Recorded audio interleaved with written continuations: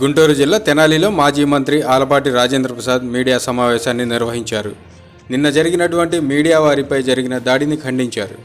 ఆయన మాట్లాడుతూ ప్రజాస్వామ్యంలో ఫోర్త్ ఎస్టేట్గా ఉన్న మీడియాపై దాడులు చేయటం అమానుషమని, ప్రభుత్వం చోద్యం చూడటం ఆంధ్ర రాష్ట్ర ప్రజల దౌర్భాగ్యమని అన్నారు.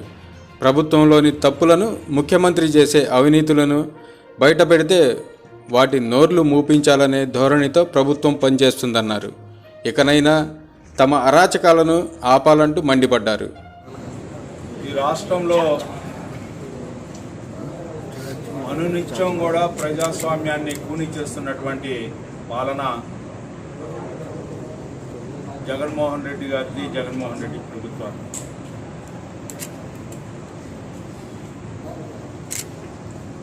ప్రజాస్వామ్యంలో వ్యవస్థల్ని నిర్వీర్యం చేసే కార్యక్రమంలో భాగంగా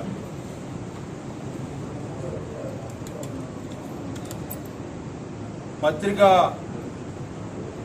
వ్యవస్థని, మీడియా వ్యవస్థని పూర్తిగా గ్రిప్పుట్లో ఉంచుకోవాలనే ప్రయత్నంలో తప్పితే మంచిని మంచిగా, చెడుని చెడుగా చెప్పగలిగే శక్తి కలిగినటువంటి ప్రజాస్వామ్యంలో ఫోర్త్ ఎస్టేట్ అయినటువంటి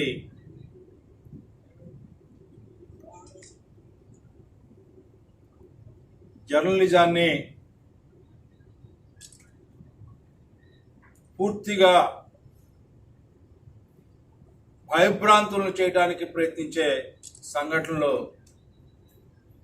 ఆది నుంచి కూడా జరుగుతున్నటువంటి ప్రక్రియ. ముఖ్యమంత్రిగా నువ్వు పదవీ స్వీకారం చేసిన దగ్గర నుంచి ఎవరైతే నీకు వ్యతిరేకంగా వ్యవహరిస్తున్నటువంటి పత్రికా రంగంలో ప్రముఖుల్ని, టీవీ5 నాయుడు గారిని, ఆంధ్రజ్యోతి రాధాకృష్ణ గారిని, ఈనాడైతే నిష్పక్షపాతంగా నిర్భయంగా సమస్యల్ని వేలెత్తి చూపటమే కాకుండా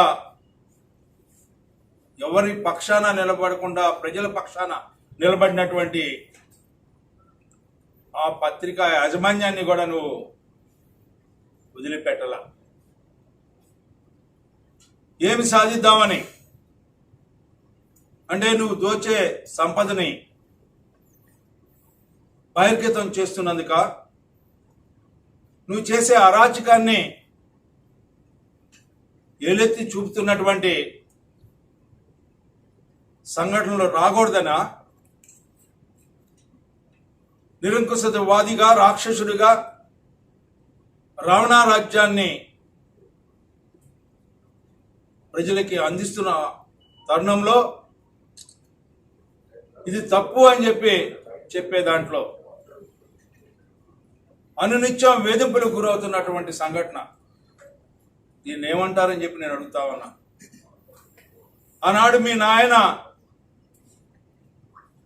ఆనాటి ముఖ్యమంత్రి అయినటువంటి స్వర్గీయ రాజశేఖర రెడ్డి గారు 938 జీవో ఇచ్చిన సందర్భంలో ఆ రోజున ప్రశ్నిస్తే నాకు తెలియదు అని చెప్పి పక్కన పెట్టినటువంటి జీవోని మరలా ఈరోజు అదే క్రమంలో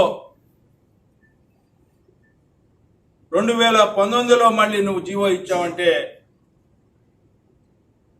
పత్రికల యొక్క స్వేచ్ఛని, ఫోర్త్ ఎస్టేట్ని, ఏ ప్రజాస్వామ్యాన్ని నిరంతరంగా కాపాడే ప్రయత్నం చేసే వ్యవస్థని నాశనం చేయాలనుకుని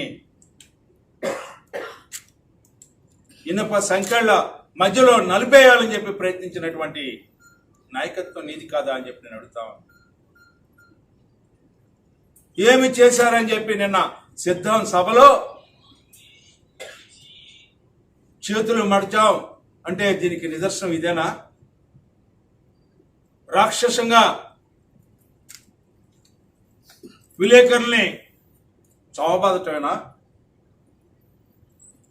నిన్నటికి నిన్న వాళ్ళందరూ కూడా నిరసన వ్యక్తం చేస్తా ఉంటే ఎవరైతే జర్నలిస్టు మీద దాడి, ప్రజాస్వామ్యానికి విరుద్ధం అని చెప్పి, రాజ్యాంగం విరుద్ధం అని చెప్పి, ప్రజాస్వామ్య పరిరక్షణ కోసం దుండగుల్ని అరెస్ట్ చేయమంటే కనీసం 3 రోజులైనా కూడా 3 రోజులకు ఒక్కళ్ళని అరెస్ట్ చేసి నాంచుడు కార్యక్రమం చేస్తా ఉంటే దాని అర్థం ఏమిటని చెప్పి నేను అడుగుతా ఉన్నా.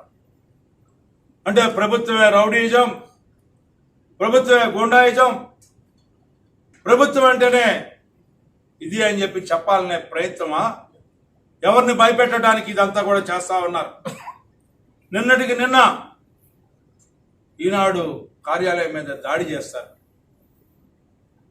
పైగా మీ సాక్షి పేపర్లో ఏదో సాధించినట్టుగా సుప్రీంకోర్టు వివరాలు అడిగితే ఏదో సాధించేసినట్టుగా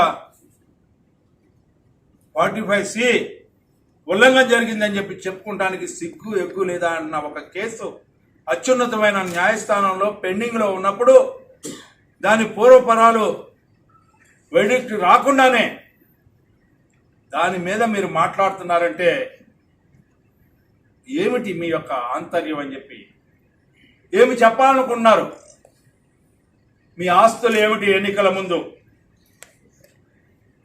2009కి మీ ఆస్తులు ఏంటి? సాక్షి పేపర్లో నేను చెప్పలా, షర్మిలమ్మ అడుగుతా ఉంది, చెప్పండి సమాధానం. ఎవరు దీనికి పెట్టుబడులు? ఎందుకు 43,000 కోట్లు సీజ్ చేశారు?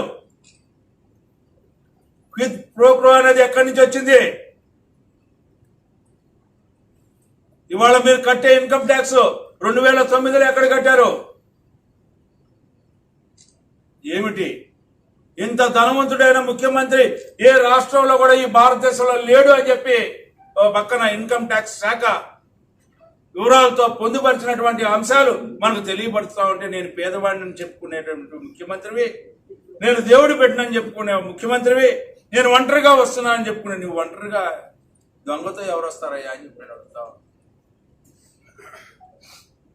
ఇవాళ ఇలాంటి పరిస్థితిలో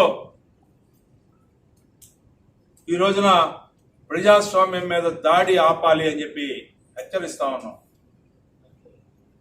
మీడియాపై దాడి చేయటం అనేది చాలా నీచమైనటువంటి పని. మనం ఊళ్ళలో అనుకుంటాం, మగాడు గెలవలేక భార్యని కొట్టాడని చెప్పి, ఆడవాళ్ళని కొట్టారని చెప్పి, మాటలతో గెలవలేక, వ్యవహారంలో సాధించలేక, సమర్థత లేని వాళ్ళు దాడికి చేయటానికి ప్రయత్నిస్తారని చెప్పి మీకు మనం చేస్తా ఉన్నాం. అంటే మీ దద్దమ్మతనాన్ని బయట పెట్టుకోవటం, మీ డొల్లతనాన్ని బయట పెట్టుకోవటం, మీ వెకిలితనాన్ని బయట పెట్టుకోవటం అని చెప్పి ఈ సందర్భంగా మనం చేస్తా ఉన్నాం. అంటే మీరు అందుకనే చెప్తా ఉన్నారు ప్రతి మీటింగ్లో చొక్కాలు మడత పెట్టండి అని. ఎవరు పెడతారయ్యా చొక్కాలు మడతలు?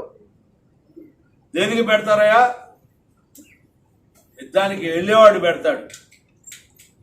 అంటే యుద్ధం ఏ రకంగా చేయమంటున్నావు? నువ్వు ఎవరిని చేయమంటున్నావు? ఇలాంటి యుద్ధమా నువ్వు కోరుకుంది? ఈ రకమైన యుద్ధంతో నువ్వు గెలవాలనుకుంటున్నావా? ఈ రోజున అన్ని వ్యవస్థల్ని నిర్వీర్యం చేయటమే కాకుండా, అన్ని వ్యవస్థల్ని దోచుకోవటమే కాకుండా, సహజ వనరులన్నింటినీ కూడా దోచుకున్నటువంటి ఏకైక ముఖ్యమంత్రి ఎవరైనా ఉన్నారు ఈ యొక్క భారతదేశంలో అంటే అది జగన్మోహన్ రెడ్డి గారు అని చెప్పి చెప్పుకోక తప్పదు అని చెప్పి మనం చేస్తాం. ఎందుకు ఈ రకమైనటువంటి భయభ్రాంతులను చేసి నువ్వు చేసే పనుల్ని ఎవరు రాయకూడదు, ఎవరు చూడకూడదు అన్నట్టుగా ఈ రోజున నీ ప్రయత్నం ముగింపు దశ వచ్చిందని చెప్పి చరిత్రహీనుడిగా ఈ సమాజం గుర్తించే పరిస్థితి రాబోతుంది అని చెప్పి ఈనాటికైనా నీ విధానంలో మార్పు లేకపోతే ఇంతకింత గుణపాఠం చెప్పక తప్పదు. అలాంటి తీర్పు రాబోతుంది అని చెప్పి ఈనాడు మిమ్మల్ని హెచ్చరిస్తా ఉన్నాం.